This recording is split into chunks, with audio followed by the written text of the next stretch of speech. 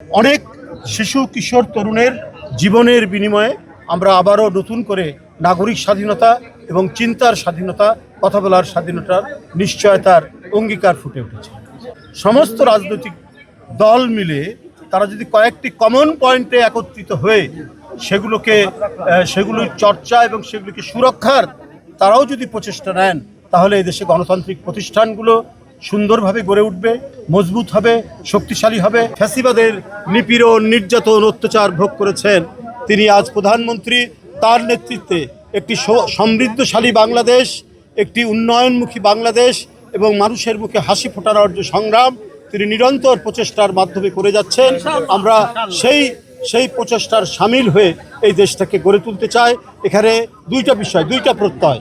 একটা হলো যে গণতন্ত্রের ধারাবাহিকতা, যেটা পূর্ববর্তী সরকার, ফ্যাসিবাদী সরকার হত্যা করেছিল, সেই জায়গায় বহুদলীয় গণতন্ত্রের যে চর্চা, অনুশীলন, সেইটা মজবুত করা, গণতান্ত্রিক প্রতিষ্ঠানকে মজবুত করা এবং এদেশের দুঃখী মানুষ, এদেশের দরিদ্রক্লিষ্ট মানুষ, তারা যাতে নিজের পায়ে দাঁড়াতে পারে, তারা যাতে অসহায় না হয়ে যেতে পারে, তার জন্য তিনি যে কর্মসূচি এবং অঙ্গীকারগুলো করেছেন, ফ্যামিলি কার্ড, ফার্মার্স কার্ড, আরও নানা কার্ডের কথা তিনি বলছেন, এটার মধ্যে দিয়ে স্বয়ং তারা স্বাবলম্বী হবে এবং নতুনভাবে তারা অর্থনৈতিকভাবে নিজের সমৃদ্ধশালী হবে, নিজের পায়ে দাঁড়াবে।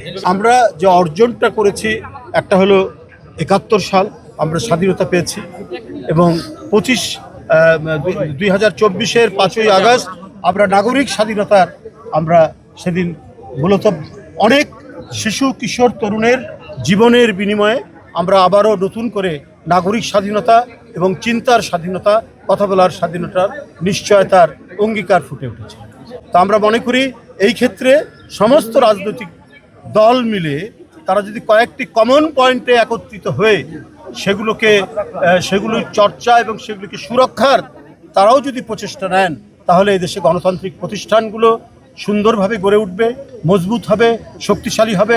নির্বাচন কমিশন, তারপরে প্রশাসন, তারপরে আপনার বিচার বিভাগ, সমস্ত এই গণতান্ত্রিক প্রতিষ্ঠানগুলো শক্তিশালী হলে পরেই আমাদের গণতন্ত্র মজবুত ভিত্তির উপর দাঁড়াবে।